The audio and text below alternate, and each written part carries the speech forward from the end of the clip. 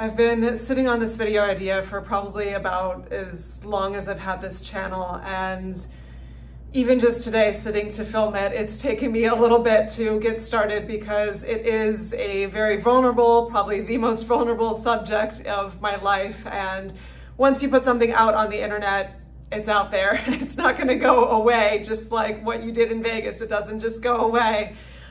Funny enough, I'm talking about Vegas in this story because that was a key part of this whole journey. But I got a comment today from a very kind soul saying that my videos provided some calm to them throughout anxiety. And while I am very, very grateful that I am being of help to people, that kind of put some fire under my butt to tell a bigger story of my history and where I've come from and why I am a mostly calm person now, but not a completely calm person, because no one really is ever just completely zen in life or has it all figured out. Or maybe there are some people that do, but I am not one of those people. And I don't want to give an illusion to you that I'm some sort of like minimalist Zen guru that never gets my feathers ruffled, because I absolutely do. And I came from a past where I was in a very detrimental mental and emotional health state. And it's taken a lot of work to get to a place where I am more calm, a lot more calm. And I figured by sharing this story, if I can help at least one person get to a place of more calm, then it's worth it. So I've got the trusty journal here today. I've got lots of notes to keep me on track, because this is not a short story or a short journey by any means. And I'm not going to be able to tell every single little facet of it, because this would be probably like a 5-hour long video, and I want to keep it somewhat digestible. So I'm going to give as much detail as I can while still making this something that you can easily get through, and hopefully have some points that you can maybe take into your life for guidance as well. Remember, I'm not a psychologist, psychiatrist, counselor, therapist, any-ist. I'm just a person sharing my experience, and this is not meant as a complete, what I call it, care package for you, or treatment. That's a more appropriate word. This is to be supplement for whatever you are going through. But for me personally, I'll go into all of the specialists that I saw when I was struggling, and very few of them, actually, I would say kind of almost none of them really helped. It was more just kind of anecdotal stories from other people I found. So that's more also my motivation to share my story as well. So quick background on why I got into such a state of emotional distress. Also the mandatory disclaimer, this could be very triggering for some people who are going through something similar. So just be aware, we are going to be talking about panic disorder / anxiety disorder and the things that come along with that. So if this doesn't feel like a nourishing thing for you to go through at this moment in time, then please click off and go enjoy something else with your day. But if you feel called to listen to this to maybe help guide you through these experiences, then we're gonna dive in. So panic disorder, what is it? It is very different than anxiety, where anxiety is just like, okay, you're nervous about something, you're worried about something, you're biting your nails, you've got maybe some flutters in your tummy, or you're just sort of worried about day-to-day things like bills or relationships or job or school or whatever. And anxiety is very, very normal, and I don't think there is a human on earth that has never experienced some sort of anxiety. There's a spectrum, of course, whether it's just, circumstantial, normal things that you should be nervous about, like say having a new baby or trying out for a sports team or something. That's healthy anxiety. Those are nerves. It's just part of the human spectrum of emotion. And that's not necessarily something you should try to eradicate out of your life.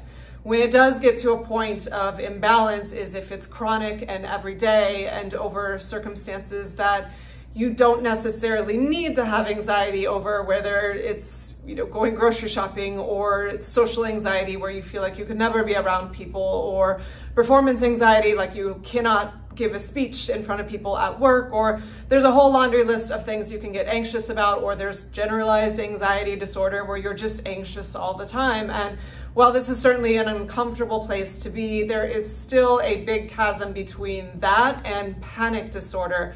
Panic disorder, you can look it up for official Webster dictionaries or whatever, or maybe some of you have studied psychology, or I am sure some of you unfortunately have experienced this yourself.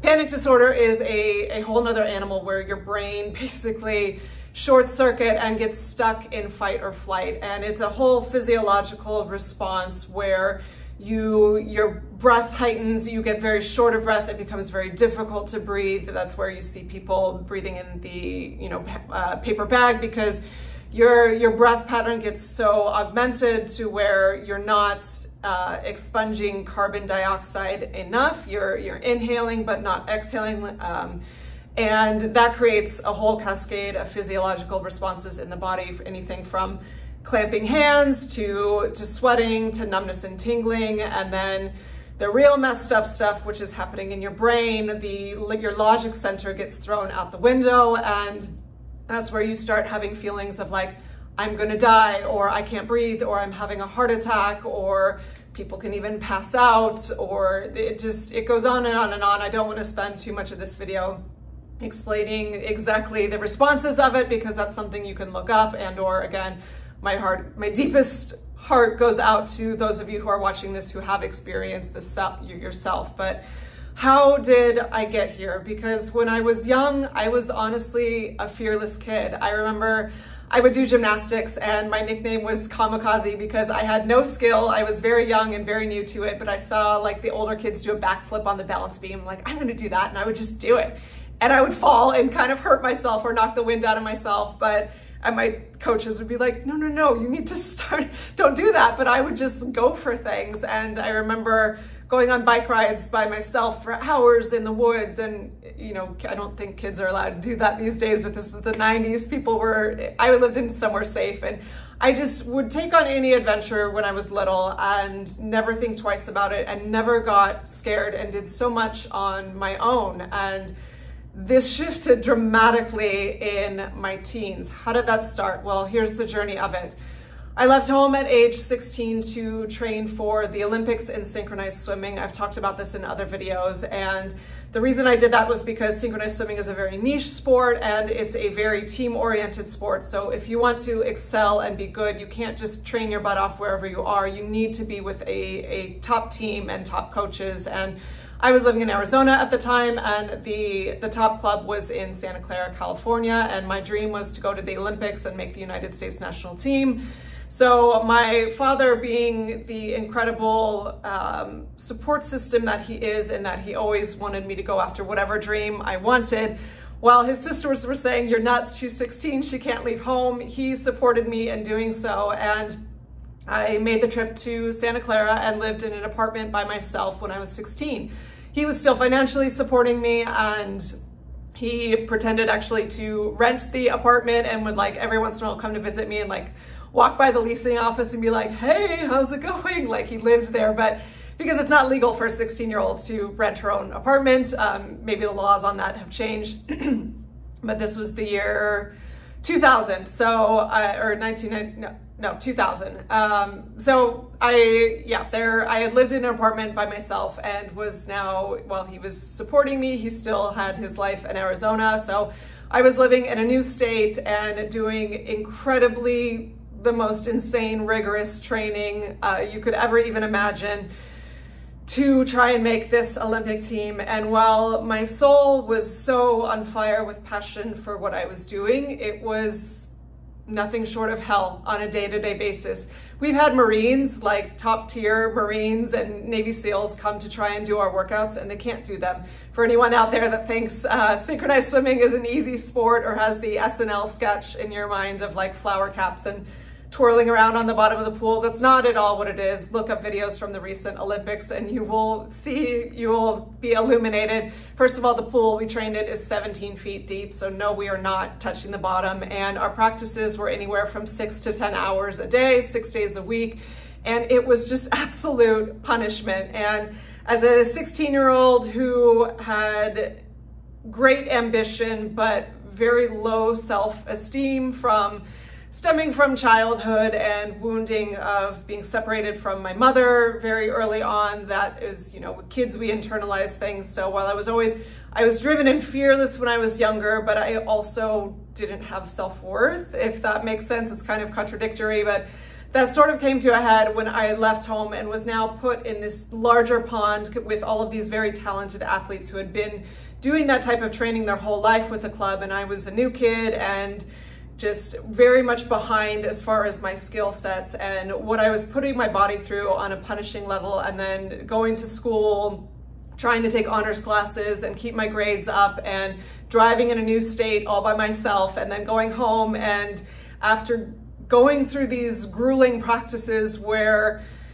very intense things were said to me on a daily basis, I didn't have a support system. Not that, again, my father, he loved me and cared about me and did so much sacrifice to do this, but he wasn't there because he couldn't be there. And so I would go home and eat my frozen pizza or whatever and just internalize all of these intense things that were being said to me. And elite level athletics are intense, I think, at every level, but with synchronized swimming, if anyone's ever watched the movie Black Swan, or there's another movie about a drummer in like Juilliard or something called, the name's evading me, I can't remember it, but anyway, it's the movie Black Swan. It's these sports of perfection, or these pursuits of perfection, where there's no concrete like, oh, we got this many points, or we beat the team, or I touched the wall in this many seconds, or ran the track in this many seconds. So there's a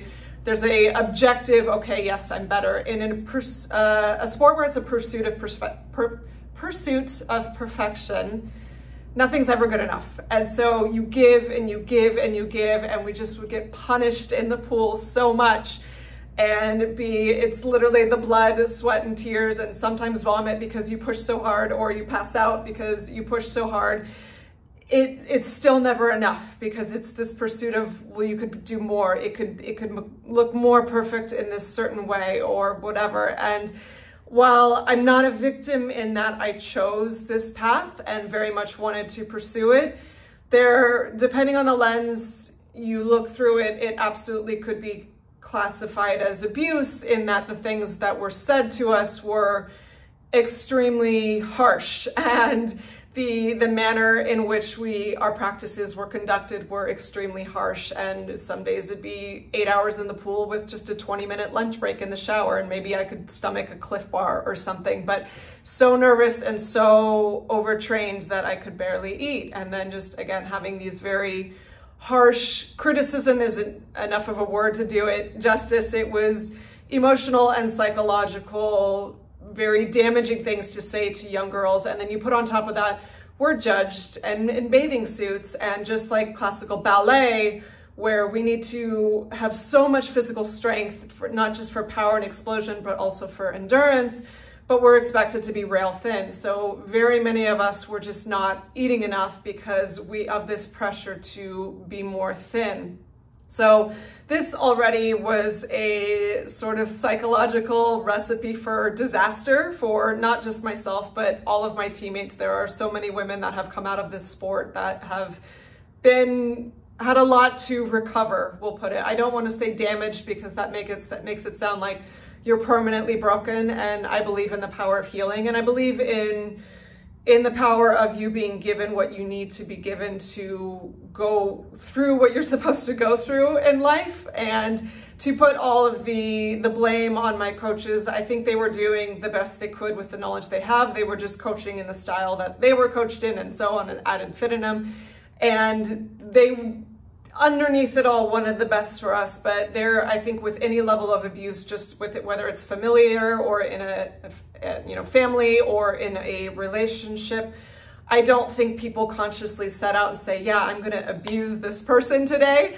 I think it's just all deeply unconscious behavior. But suffice it to say, there were years of cumulative damage. And because I was living by myself as a teenager and did not have a direct emotional support system with me on a day-to-day basis, and just me being an inherent type A person and an inherent person that was seeking validation and worth through my achievements and didn't have my own inherent sense of validation and worth, it was a recipe for psychological disaster, as I said. And I was a nervous wreck every single day. I could barely eat because I was just so scared to go to practice every single day. I thought I was going to die every single day, but I still never had a panic attack. I was just very, very nervous and very upset. And really the only calm times of the entire swim season were the 3 weeks off I had a year.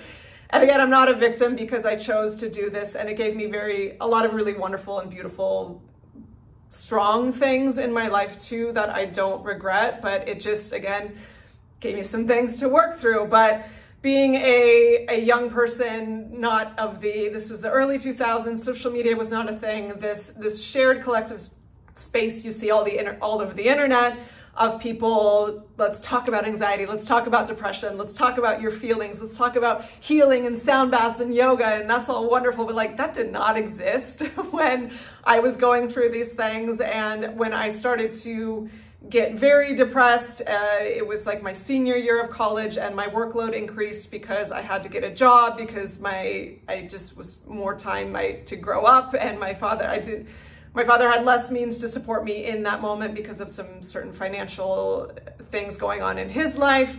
I was swimming 35 hours a week, going to school full time, doing my senior thesis. I was in business school at Santa Clara University.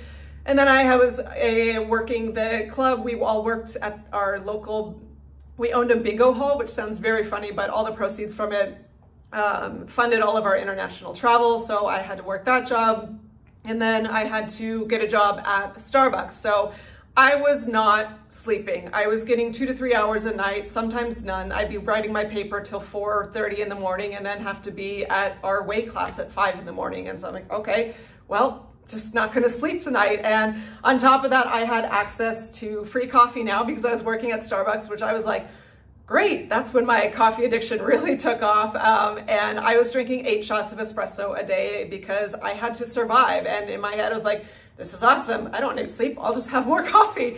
But that caused some extreme physical damage as well to my entire adrenal system and my nervous system. And pouring that much caffeine, 8 shots of espresso, I think there's 60 milligrams of espresso, 60 to 75 milligrams in 1 shot of espresso. So multiply that by 8. I was putting that in my body every day. That is not good on top of someone who's already an anxious person.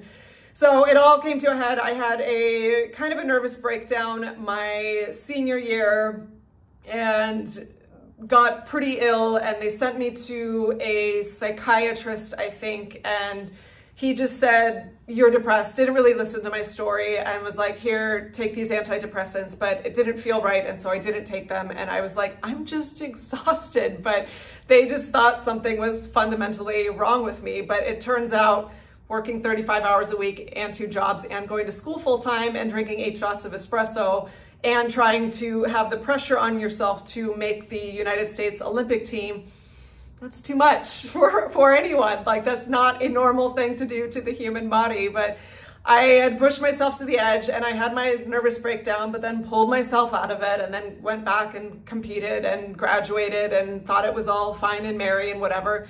But I still had not had a panic attack at this point. So I still always internalized that my anxiety was weakness. I still didn't see the fact that the way perhaps I was being spoken to by my coaches, or yelled at is more appropriately, was perhaps damaging. If I cried or got upset, I was like, I'm weak, and I was being told I was weak also. So there was still no sort of clairvoyance on perhaps why I was feeling this way. I just had to muscle through it because I had my goals.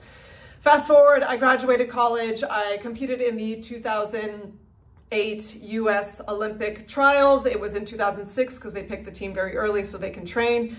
And while I had been on the United States national team for 4 years, I did not make the Olympic team. I missed it by a couple spots, and I was devastated, but I knew it was coming because the rankings were pretty set, and the girls that made the team genuinely were better than me. I was not cheated out of anything. It's just, that's how elite level athletics goes. It's cutthroat. So I didn't make the team, and then I auditioned for, I didn't know what to do. I worked like 2 months in doing PR because my degree was in business marketing, and I worked in an office in San Francisco, commuting 3 hours a day doing PR, and absolutely hated it. It was not at all for me. That's actually the only time in my life that I've ever worked in an office, those 2 months, and I swore never again. But during that time, I auditioned for a Cirque du Soleil style show called Le Rêve in Las Vegas, and ended up getting accepted and joined the cast that fall, and was over the moon to be back in the water and to be performing again. And I had seen the show and it absolutely blew me away. And to be on stage with this incredible cast of 80 other athletes, gymnasts, performers, it was definitely a dream come true. And I, for a while, was very elated, but as I progressed through it, something interesting happened to where I settled it. I got in the show. I remember my family came to see my first show, and it was so magical, and I'm like getting my costume fitting and putting all the makeup on, and just this being in this incredible, you know, Las Vegas, we were at the Wynn Hotel, which is, at the time, it was the top hotel, and our show was rated the #1 show in Las Vegas, and it was all this glitz and glamour and the dream life that everyone could shoot for in, you know, my little niche of synchronized swimming. But as the months went on, a sense of dread began to seep in, and it grew over time, and I ignored it and shoved it away because I didn't know how to manage my feelings or emotions or speak about them back then.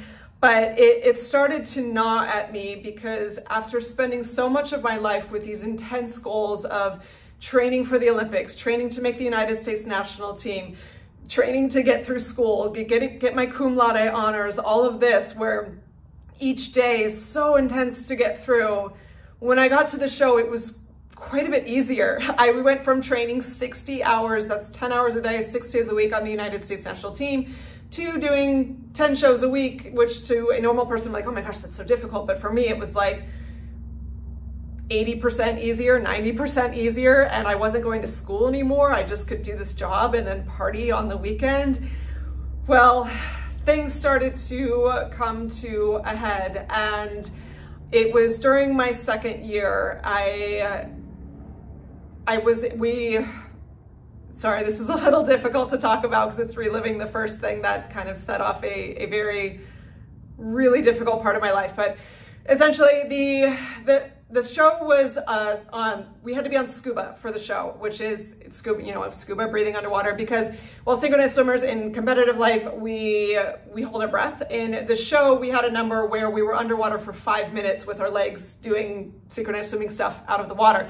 And that is not possible in real life, because when you're moving around, like at most a minute is possible, a minute and a half, but when you're moving around and holding yourself up, again, remember, we don't touch the bottom of the pool. The Le Rêve pool was actually 20 feet deep. You burn an incredible amount of oxygen, but with the way they created the show, they're like, oh, let's have scuba and have your legs just out of the water forever. And it was very cool. But the way it worked was we had our first act, and it was very cardio intensive when we were jumping around and doing stuff, and then we'd run backstage and strip off our costume, strip off another costume, and then run on and then do this second act of the show where we were underwater between setting for it and waiting with the cue, getting our scuba, and then the act itself before we exited the water. It was probably, I think, close to 10 minutes underwater, which again, we had oxygen the whole time through the scuba, but it's 10 minutes underwater with your heart rate, and it's kind of dark because it's stage lighting, and the water is hot and you're hot because your heart rate is up. Well, one day I had my first panic attack underwater. We were coming up onto summer vacation, and I was excited to be going on to summer vacation, but I had also just signed my contract for another year, meaning contract starts in October. So I knew my whole life, a whole another year and a half, was going to be doing in this show, doing, as I said, whereas I was used to training for something so intensely, this was like Groundhog Day, where I was just doing another show, and there was no clear goal or ambition. And I was just starting to see this tunnel vision of, okay, this is my life forever and nothing will change and there's no more goal anymore. And I just show up with a smile and my sequins and my dress and do the same shit every day for a decade, the rest of my life. I don't know. This was all starting to gnaw at me. And for whatever reason, there's no real, I mean, the psychologist will explain, it was a straw that broke the camel's back. After years of intense training and years of anxiety every day and years of abuse and years of not eating enough and years of drinking way too much caffeine to where that was absolutely abuse on my body, something snapped and I had a massive panic attack underwater. I couldn't breathe, even though the regulator was working, I was getting my oxygen, I couldn't breathe. My whole body turned numb. It was the pins and needles. I was starting to black out. I thought I was gonna die, and fight or flight took over, and I swam and left the act. I swam back. We had these little tunnels that would lead to like the backstage area, and I swam and exited and was like, they're like, "Are you okay? What happened? Are you injured? Like, was your regulator not working?" And I was like, I don't know. I don't know what the hell just happened. And I, as an elite level athlete, you don't stop. I remember I've passed out underwater before. I've pulled teammates up who were passing out because we would do these moves, and no matter how much you're just dying to come up for air in competitive synchronous swimming, you can't, and you don't, and you're trained not to, and you will get screamed at if you do. So your ass stays underwater. But in the midst of this panic attack, my body literally took over because it thought it was dying. My logic center was out the window, and every sense of discipline that would have said, you're a paid performing artist, you're getting paid to put on a show right now, and you are leaving this act that's completely unacceptable. That all went out the window, and I had no idea what happened. And so I went to like our health services department, and they did like a physical, and like, no, you're fine. Like, what happened? I'm like, I don't know. Something just took over and told me to leave. And they're like, okay, maybe it's just some anxiety or whatever. And I was like, okay, but I'd never experienced anything like that. Well, here's where the next 10 years of my life became borderline hell. And the next 2 years became absolute hell. And I don't say that lightly. I think hell is a place, there's a reason in religious lore or literature or whatever, it's not this some place that's been totally imagined. I think humans have been there, but it's here and it's in the mind, and you can absolutely go through it. And I did, because that next show, I was like, okay, well, that was weird, whatever. And I was a little tripped up. The next show, I went underwater, grabbed my reg, my heart starts going 800 miles an hour. I can't breathe again. The regulator's working, but I'm not getting oxygen. I'm starting to black out. My whole body is tingling, and every fiber of my being is saying, you need to come up for air. You need to get out of this water, because I have had so many decades of trauma in the water. My body was saying, this is not safe. You need to leave. You need to get out. You need to take care of yourself. But I didn't. I stayed underwater because I knew if I leave this act again, I'm going to lose my job. This is all I have. And again, I had no sense of self-worth back then, and was so brainwashed by my coaches and other entities thinking that I needed all of these external things to have success. I thought literally if I lost this job, I would die. And so I forced myself to stay underwater for 10 minutes and had a panic attack for 10 minutes underwater. And I'm kind of laughing as a coping mechanism right now, but that's like, if anyone has ever experienced a panic attack, about the worst possible thing you could possibly do in that moment is put yourself underwater and say, stay there. You can't come up for air. Like, there are different triggers for people, but for me, it came down to feeling just the trauma and association of synchronous swimming and being in the water and the abuse I was put through for so many years, but then feeling trapped. I had forced myself to do something I didn't want to do for so long, dragged my ass to the pool and stayed in the pool and shivered and got screamed at and cried into my goggles for a decade because I was so hell-bent on making my goal, and my body had just had enough. And so it was that trauma association and the water just feeling just completely unsafe, and my nervous system being broken from starving myself for years and caffeine abuse for years and all that unprocessed trauma. Well, so I stayed and just sat underwater with that panic attack and somehow did the act. Muscle memory, when you are a trained athlete, your body will do the movements it's supposed to do, even if your brain is going psycho, which mine was. And I did it, but it was the most hellish, horrifying, agonizing experience. And I came out of there and was unfortunately forever changed for a very long time, because if anyone who's struggled with panic disorder knows, the problem is the triggers that fear you, but then the fear of the fear. And I had now associated this act and being underwater with the fear of the fear. What if I have this panic attack again? And turns out I did. The day after that, and the day after that, and the day after that, and the year after that, and the year after that. And it lasted from, the first time it happened was in like May-ish of 2009, all the way until I left the show in 2012. And it just kept getting worse and worse and worse. And my whole day revolved around fear of getting through that act that I had to do twice a night, and just knowing I'm going to have a panic attack. And I did. But as you know, anyone that's struggled with these, it starts to blossom and take over. Blossom is too friendly of a word for that. Explode, or like mushroom cloud, like from atomic bombs or whatever. It started taking over every area of my life. And by that last year, I was deep into anxiety, to where I had agoraphobia. I was scared to just like walk down the street, driving to work in the dark. The dark became horrible for me because it all just felt like claustrophobia. It all felt like being trapped underwater and not being able to breathe, which was the deepest source of all this trauma. And by that last year, 2011 through 2012, I couldn't eat, I couldn't sleep, and I was basically having a 24/7 panic attack. And when your body, when these things are showing up and you're not giving them the proper care or attention, because I didn't tell anyone about this. I think my partner at the time, I for sure had talked to him about it, but not even fully expressed how difficult it was, because I didn't even know how to say what was happening to me.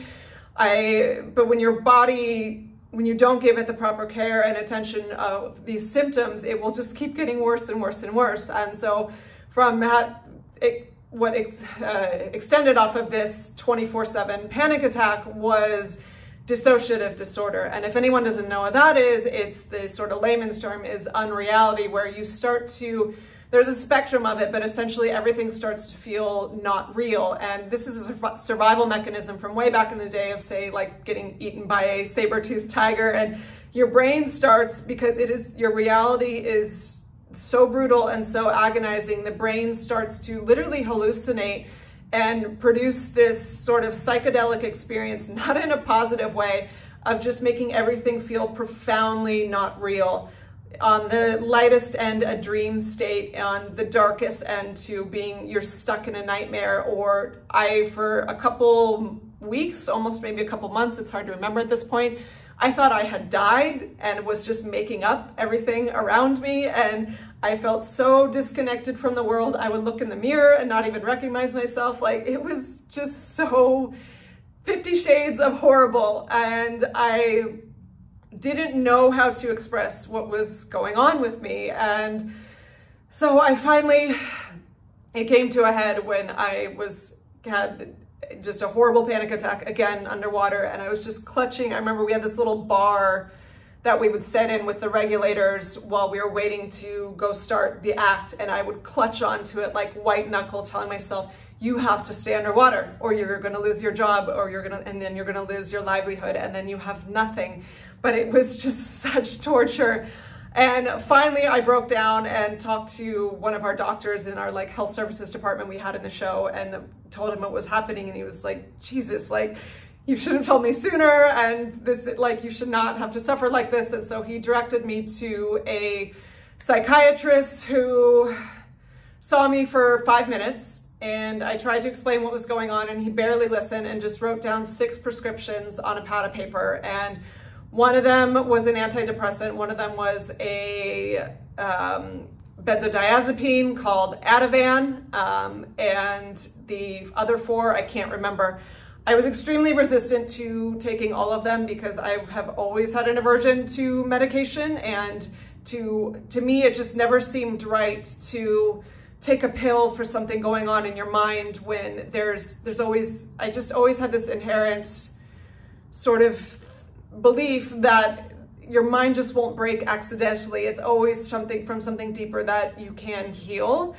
But I had no idea how to. And in that moment, it got to a point where I had no tools on how to heal myself. So I ultimately did decide to take the antidepressant and the benzodiazepine. And I was taking the benzo because I couldn't perform on that. Obviously, it's a very heavy narcotic, and it's, if anyone doesn't know, it's a sort of quick in, quick out Valium that will give you pretty strong relief to panic symptoms.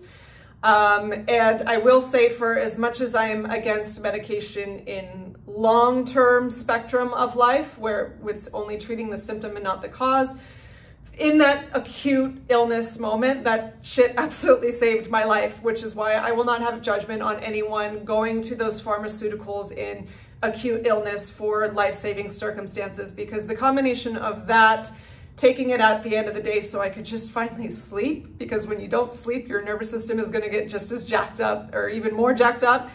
But also in combination with the antidepressant. Did the antidepressant make me feel less depressed? Absolutely not. I was on that for about 3 months, two or 3 months, something like that. But it did bring me back to baseline, and to where I could make some logical decisions and could just take a deep breath. I could actually eat some dinner. It got me to a point to where I was at least functioning with high level anxiety versus having a panic attack at work, hurled up in my towel, waiting to do the next act, and someone saying, "Hey, you good?" I'm like, "Yeah, I'm just tired."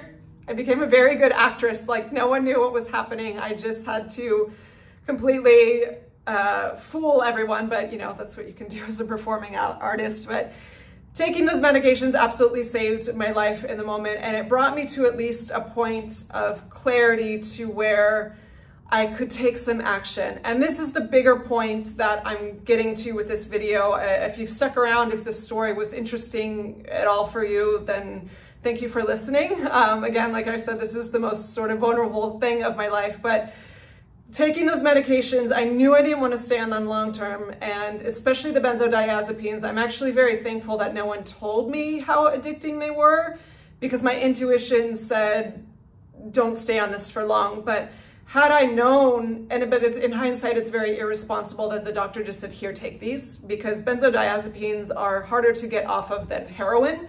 Look it up. They are, or if anyone's familiar with Jordan Peterson's story, he's a very prominent figure and a very strong intellectual figure, but he had a insane experience with benzodiazepines that almost killed him and had to go to like crazy specialist hospitals to get off of them. It worked to my benefit that I didn't know how addicting they were, because I either A, might not have taken them, or B, would have gotten psychosomatic and then thought I didn't have the power to get off of them. But I took them every day for, I think, a month. And then I started to wean to every once in a while, or when an acute panic attack would come on, which they did. It was a very long weaning process. But again, taking those and taking the antidepressants got me to a baseline to where I could then make concrete decisions. And again, this is the bigger point of this video, is when these things show up in your life, it's never just your brain accidentally broke. Your body is desperately trying to communicate. And what was my body